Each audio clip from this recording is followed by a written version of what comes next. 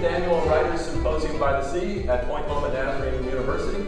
I'm Dean Nelson. I'm the journalism faculty at the university, and it's our great honor to have Bill McKibben with us, a great environmental writer who has been a significant voice in understanding how the world works and where it's going. He's written 12 books. His next one is about to come out in just a matter of days. Bill McKibben, it's a wonderful pleasure to have you with us.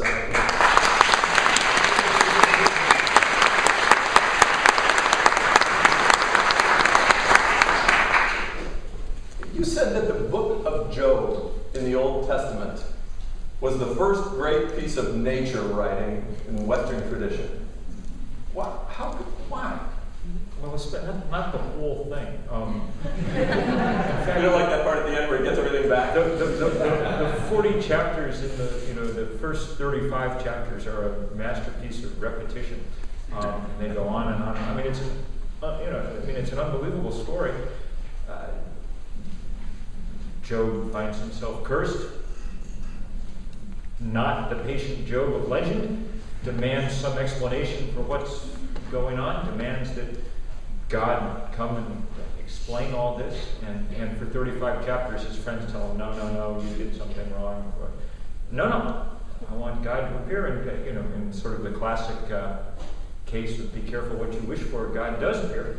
And there are better theologians than I in the room, but I believe delivers the longest soliloquy anywhere in the Bible that God delivers, Old Testament or New.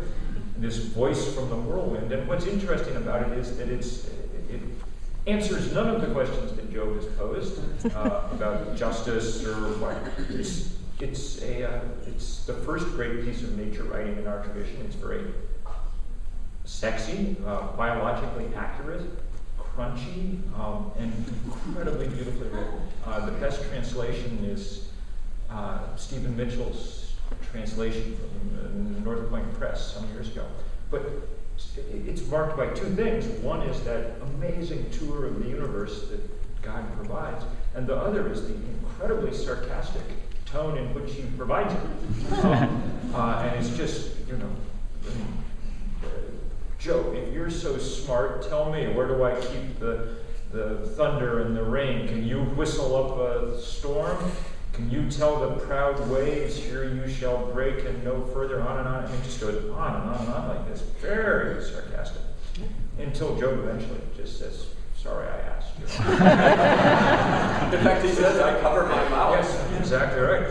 And sits down and that's that, and on we go.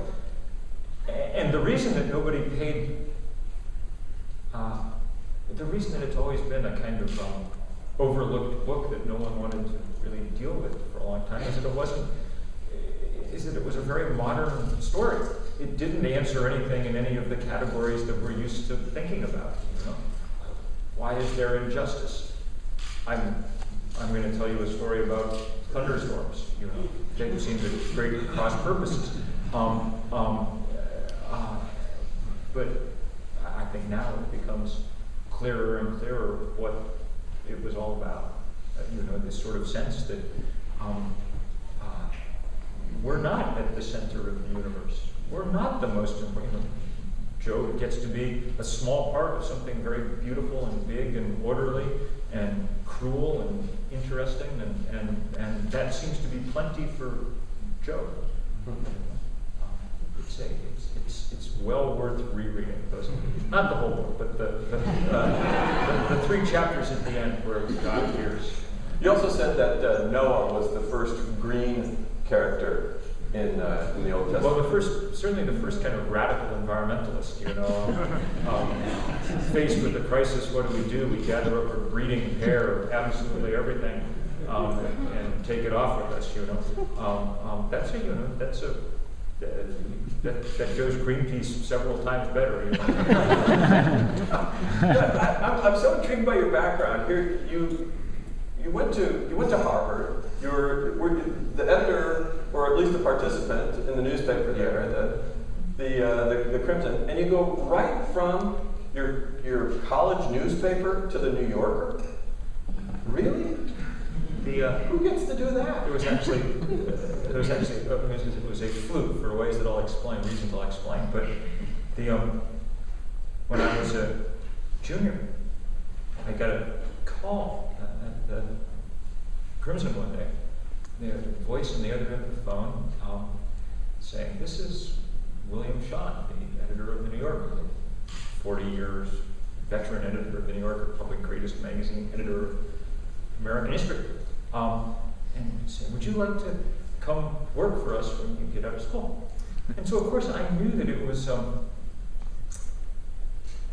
people at the Lampoon fun of me. So I said, It was a total prank. Bad word beginning with an F-U, and slammed down the phone.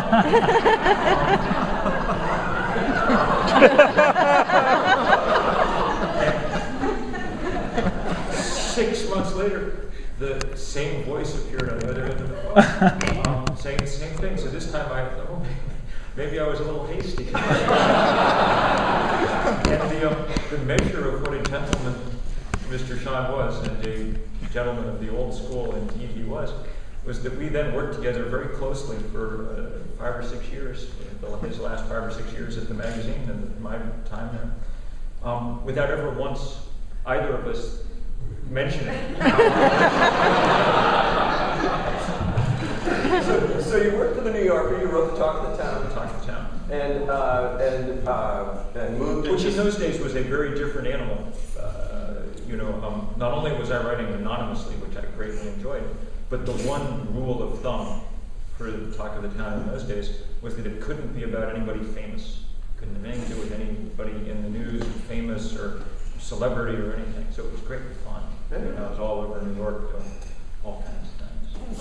So then you move into environmental writing. You're writing for Harper's, The Atlantic, Outside, Rolling Stone, any number of places in addition to your work with the New Yorker, and you just become this giant in environment writing. It's not as, there's more story to it as there often is than that. I wasn't writing for those places at the same time because I quit the New Yorker the day they fired Cy Newhouse, bought the New Yorker, big corporation, bought the New Yorker, and they essentially fired Mr. Shawn. And I quit. At the time, it seemed a matter of high principle.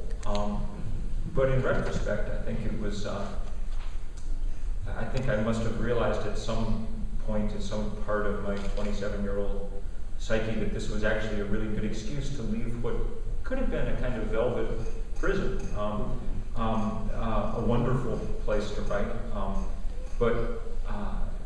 So I moved, not only left the New Yorker, I moved just to the Adirondack Mountains, to the great wilderness of the American East, sort of out of the middle of the city into the middle of the woods.